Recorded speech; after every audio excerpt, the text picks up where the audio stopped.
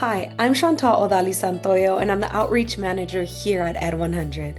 This video is a brief overview of Ed100 Chapter 9, which explores the meaning of success in education and how to get more of it.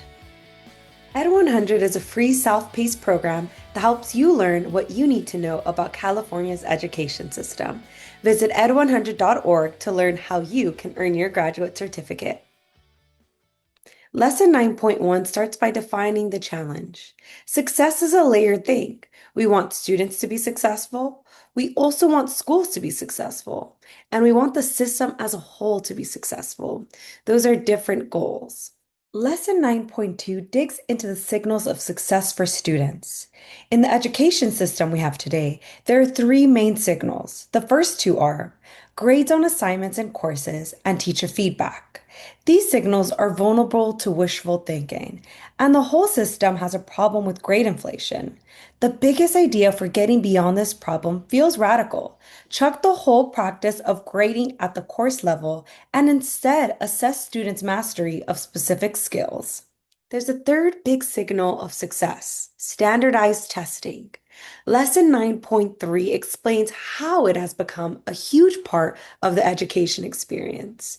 How do these tests actually work? How are they used? Are they good or bad? How can we tell? Every year, students in California take standardized tests called the CASP. As Lesson 9.4 explains, these tests are really important, partially because they are the best way to know if your student is on track to qualify for a four-year college in California. California's public colleges use 11th grade CASP scores as placement tests. From a systematic perspective, this is kind of an amazing thing because it requires cooperation among the California K-12 system, colleges, and the test designers. School systems have to manage a lot of information, including data about students, teachers, classes, attendance, assignments, grades, programs, transfers, add in privacy concerns, and this stuff is hard, right? For a bunch of bad reasons, California's education data systems have been particularly awful, and California's voters are partially to blame for it. There's a plan to make it better, as Lesson 9.5 explains.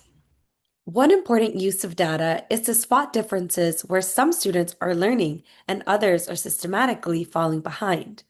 This kind of difference, known as an achievement gap, is the focus of Lesson 9.6. Some patterns are incredibly common. Asian and white students tend to score better than Latino and Black students, for example. Girls tend to outscore boys. Students from low-income families tend to score lower too, as do students with single parents. Schools and districts can use data to identify places that need extra attention and then act on the information. Among other things, this lesson explains why cut scores are important and how they can sometimes produce misunderstandings. To help districts and K-12 schools improve, California publishes a set of data tools called the California School Dashboard. Lesson 9.7 explains it. Released toward the end of each calendar year, the dashboard summarizes what went well and what didn't at each grade level and for each major subgroup of students. The reports include test scores, attendance, suspension rates, and more. Some districts create their own dashboards so that they can use more current data. Generally, about a third of students in California go on to earn a college degree. But there are some major patterns in who starts college and who finishes. Lesson 9.8 includes an interactive chart about it. California has a strong public college system, with some of the most affordable costs in the country in terms of tuition and fees for in-state students. The system is organized in three tiers. The most selective is the UC system. It's meant to serve the top eighth of California's high school graduates. The CSU system is also selective. It serves the top third of California's high school graduates. The state's huge system of community college serves millions of students of all ages. Anyone can enroll, often for free. A small but growing fraction of students start in community college and then transfer to a four-year college. College loans are a big part of America's system. Lesson 9.9 explains how it works. Most students who take loans for college are able to repay them, but more than 1 out of 10 defaults.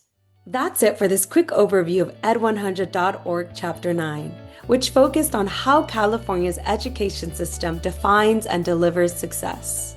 If you appreciated this video, please like it. It really helps others find it.